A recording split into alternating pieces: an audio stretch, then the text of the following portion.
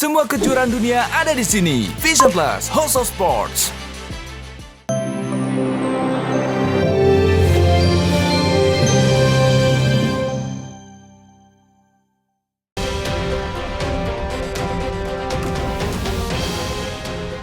Dirga Dadali tampaknya tak main-main dengan ancaman hukumnya. Ia yang kesal karena tak mendapat respon dari kubu Triswaka yang dianggapnya telah melanggar hak cipta setelah menyanyikan lagu milik Dadali berjudul Saat Aku Tersakiti tanpa seizinnya saat menyanyikan di dua lokasi sekaligus, yakni di Lamongan dan di Yogyakarta, mensomasi musisi cover tersebut karena hingga kemarin tak ada itikat baik dari Triswaka setelah sebelumnya ia muncul ke publik. Somasi yang akan kita lakukan ini jelas terkait tentang pelanggaran dari hak cipta, pelanggaran dari hak eksklusif. Dan di sini pun pihak dari Triswaka harus membayar performing rights sudah dilakukannya. Karena menurut secara umumnya dan pasal undang-undang kita juga, apabila musik yang dibawakannya itu tidak berizin, tentunya ini adalah sebuah pelanggaran terkait dengan hak cipta yang dimana Triswaka menyanyikan satu lagu yang berjudul ini yang berjudul Saat Aku Tersakiti itu dari lagunya Dadali. Nah, kebetulan di sini adalah salah satu personilnya dan vokalisnya langsung dan pencipta lagu ini. Nah, kemudian untuk menciptakan lagu, kemudian ketika udah nyanyikan lagu ini, Kang Dirga ini kaget melihat kok tiba-tiba ada yang cover lagu ini. Nah, ketika melihat di YouTube yang di-upload di Creasiono News, ya, ada satu lagi pun di Tia, ada satu lagi ya di channelnya Tia Multimedia dan Multimedia.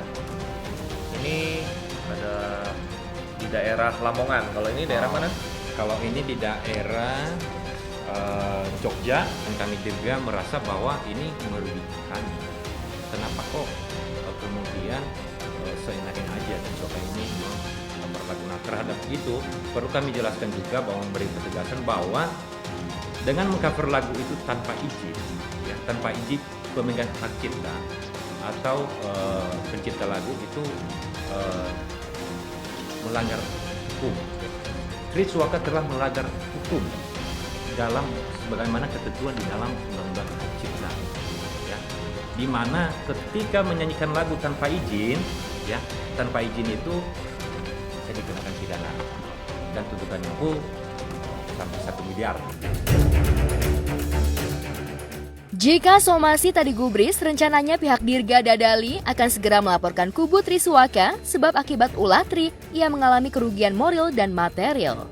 Di sini yang perlu kami sampaikan adalah sebagai kuasa hukum menyampaikan secara tegas kepada Triswaka bahwa untuk segera mungkin meminta maaf kepada grup band Dadali, khususnya ini kepada Kang Dirga, ya.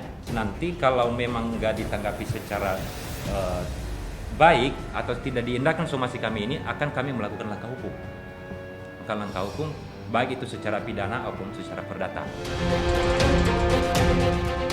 Sebelumnya, kubu pengacara Triswaka sendiri sempat menanggapi keluhan pihak Dadali.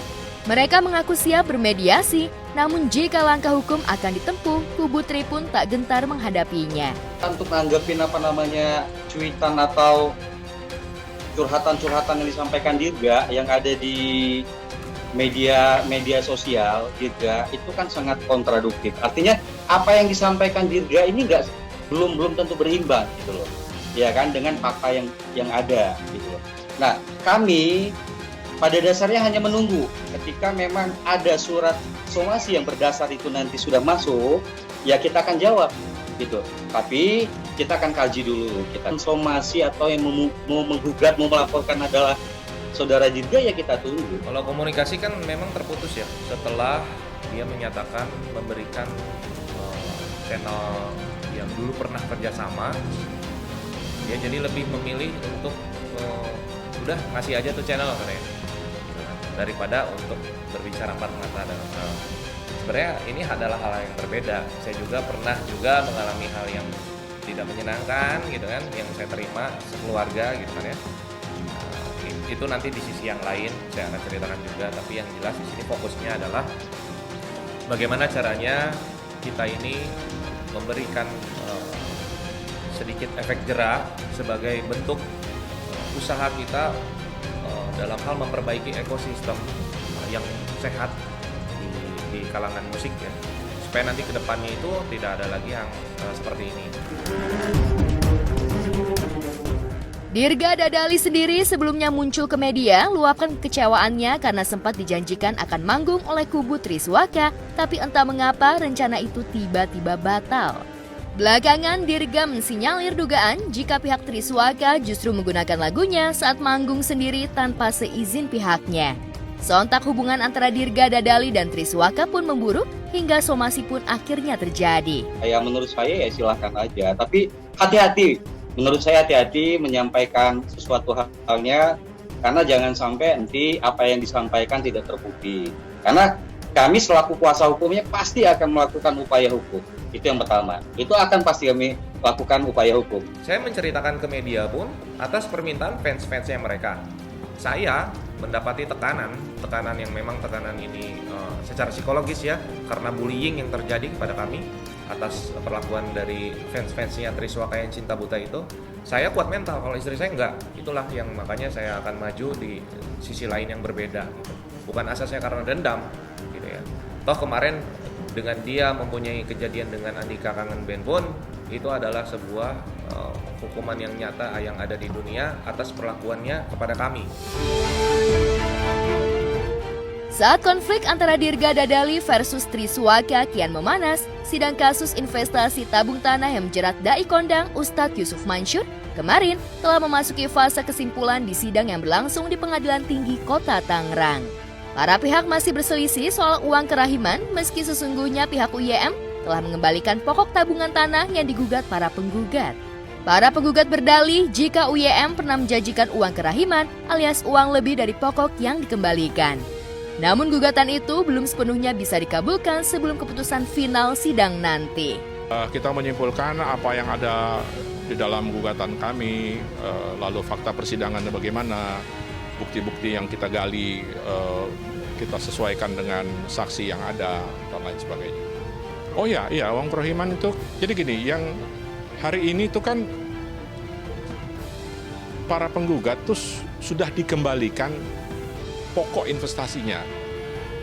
Nah, kan waktu presentasi itu saya tanyakan juga pada para saksi yang hadir.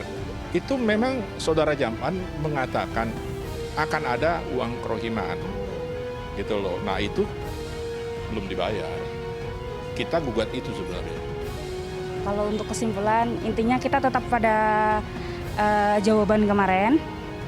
Dan sesuai dengan fakta-fakta hukum waktu di kesaksian dan pembuktian. Ini sudah dikembalikan. Sudah dikembalikan, semuanya sudah dikembalikan. Yang dibayar pokok investasi. Pokoknya sudah dibayar. Kerohimannya belum. Kubu penggugat juga menuding seolah pihak UYM melempar tanggung jawab soal uang kerahiman ke pihak lain, dalam hal ini pihak koperasi. Menurut hemat saya, ketika tidak bisa menjawab apa yang kami tanyakan intinya, lalu dilarikan seolah-olah ini kan bukan kami, ini mestinya Koperasi Merah Putih yang tanggung jawab, yang jawab. Dari 1.000 orang yang kira-kira lebih kurang ya, 1.000 orang yang hadir, itu sekitar 200-an orang loh yang ikut investasi ini. Jadi dia tertarik, kenapa? Bukan karena koperasinya Pak, karena ada sosok Jam'an Nur Khatib Mansur yang waktu itu tahun segitu tuh lagi hits lah, lagi kondang banget. Sementara mereka juga mengendus ada ketidakterbukaan pada laporan investasi. Kan kita penggugat ini TKI yang di Hong Kong. Waktu itu mengikuti program investasi tabung tanah yang dilontarkan idenya oleh Saudara Jam'an Nur Khatib Mansur. Waktu itu diundang sebagai ustadz di Hong Kong. Saudara Jam'an waktu itu menawarkan program ini apa saja, berapa harus dibayar, kemudian dijanjikan akan mendapatkan uang bagi hasil, uang kerohiman, dengan sejumlah iming-iming yang mengatakan bahwa apabila nanti pulang ke Indonesia, itu nanti anak cucunya tidak akan terlantar dan lain sebagainya. Bentuk investasinya apa? Lokasinya di mana? Dia kan investor nih, lokasinya di mana? Nggak tahu. Terus istilah 1 meter sama dengan 2,4 juta, jadi kalau Anda investasi 1 meter, bayar 2,2 plus 2 ya 2,4. Kalau 2 meter jadi dikalikan 2 gitu. Itu apa?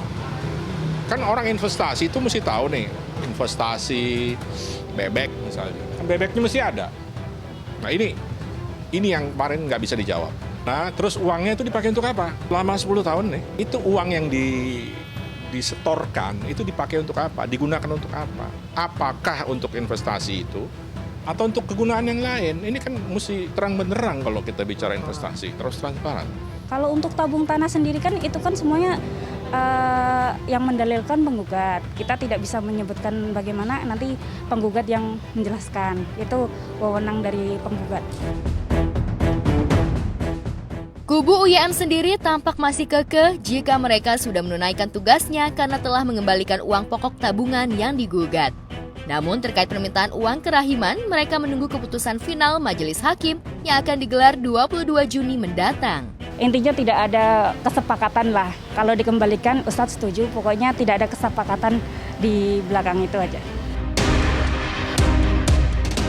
Ya, tahun ini ujian hukum seolah terus menghujam reputasi Ustadz Yusuf Mansur setelah suara minor ihwal anjuran sedekah yang dibungkus investasi rupanya macet di nyaris semua lini bisnisnya setelah terkendala pandemi dan hambatan lainnya. Ada banyak mereka yang mengaku para korban investasi berbungkus sedekah bermunculan.